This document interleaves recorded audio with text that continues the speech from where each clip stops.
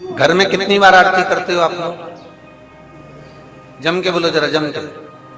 2 बार, एक सुबह एक शाम। एक सुबह के समय आरती करते हो और एक शाम के समय आरती करते हो। 2 बार आरती केवल।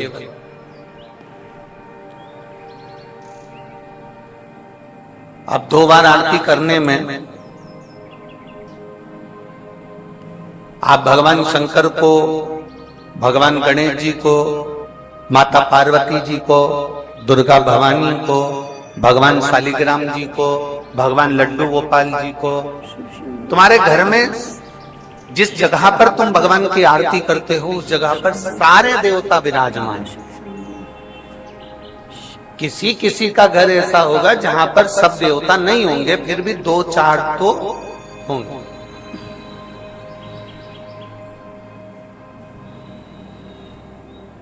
फिर भी 2-4 तो होंगे।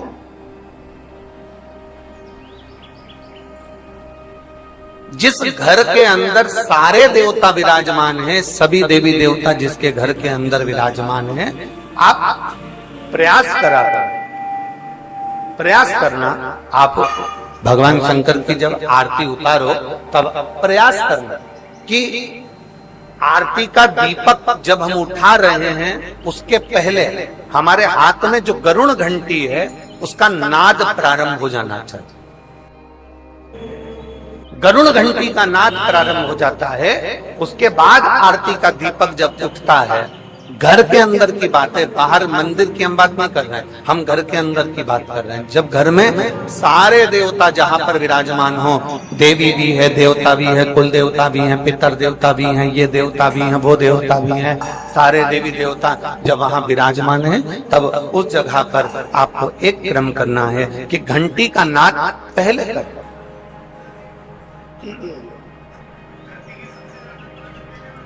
कारण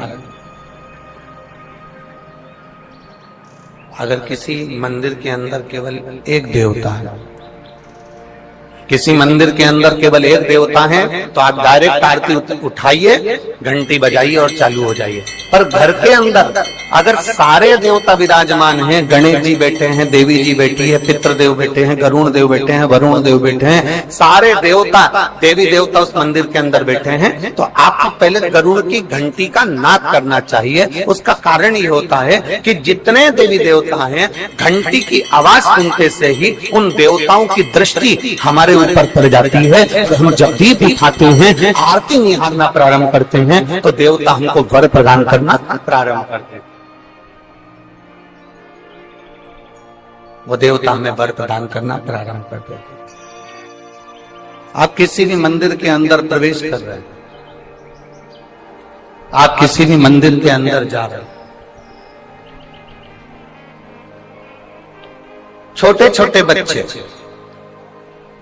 उस मंदिर में दर्शन करने आ रहे हैं, छोटे छोटे बच्चे उस मंदिर में पूजन करने आ रहे हैं।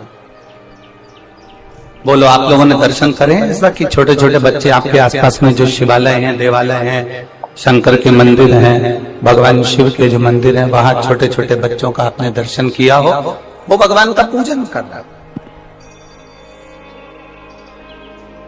एक छोटे से बच्चे के हाथ से जल चढ़ाते चढ़ाते अगर लोटा नीचे गिर गया,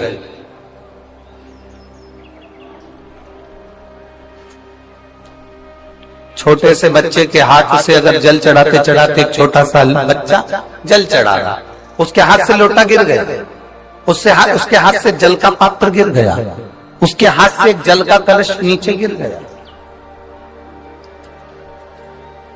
छोटा सा बच्चा बेलपत्र चढ़ा रहा है, बेलपत्र चढ़ाते चढ़ाते उसके हाथ में जो बेलपत्र रखी है वो पूरी की पूरी दब गई, बेकार हो गई, मुड़ गई, टूट गई और उसने भगवान शंकर को चढ़ाया। जरा सावधानी से सुनना कथा। छोटा सा बच्चा सेवा कर रहा है, कोई महिला आ गई, कोई बहू आ गई, कोई बेटी आ गई, उस बहू को सेवा करना नहीं आता, उस बहू को भगवान की पूजन करना नहीं आता, उस बहू को, उस बेटी को भगवान की आराधना करना नहीं आता, उस बहू बेटी को भगवान का पूजन करना नहीं आता। आ गई वो और पूजन में लग गए, आराधना में लग गए। अब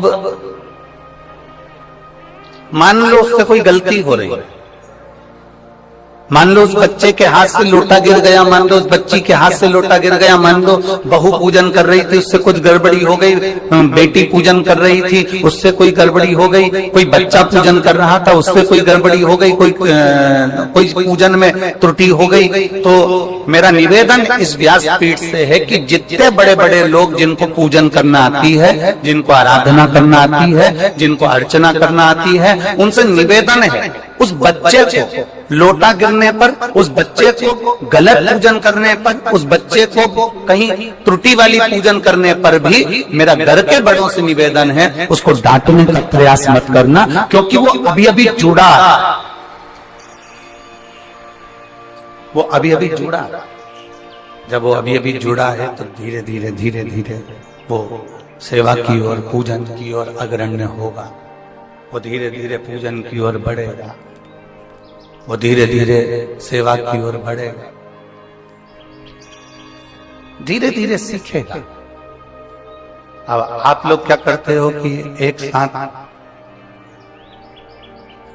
एकदम बच्चे को चिल्ला देते,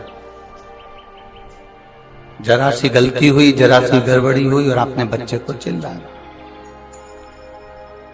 जरा सी गलती हुई, जरा सी गड़बड़ी हुई और आपने बच्चों को चिल्लाना प्रारंभ कर ना।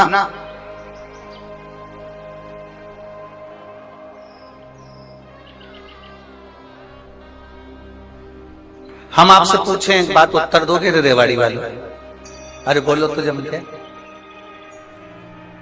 गलती भगवान करता है कि इंसान करता है? जम के बोलो जरा।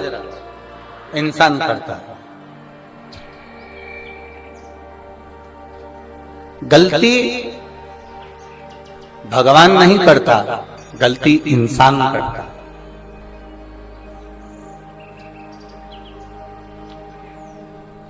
गलती बाप करता है कि बेटा करता है? जम के बोलो जरा। बेटा। माफ कौन करता है? बाप। आपने अगर गलती कर भी दी है, आपसे अगर कोई गलती हो भी गई है, मान लो जल की जगह तुमने दूध चढ़ा दिया, दूध की जगह दही चढ़ा दिया, दही की जगह तुमने जल चढ़ा दिया, मान लो चंदन लगाना था तुमने चावल लगा दिया, चावल की जगह अबीर लगा दी, अबीर की जगह गुलाल लगा दी, मान लो बेलपत्री की जगह फूल चढ़ा दिया, फूल की जगह बेलपत्र चढ़ा दी, तो ये चिंता मत करना कि मुझसे कोई गलती हो गई। याद रखना वो तुम्हारा बाप है और बाप अपने बच्चों की गलतियों को माफ कर सकता है। पिता अपने बच्चों की गलतियों को माफ करता चले जाता है, बाप अपने बच्चों की गलतियों को माफ करने की उसकी आदत बनी हुई। वो तो केवल इतना कहता है कि तुम कैसे भी आओ मेरे करीब, कैसे भी आओ।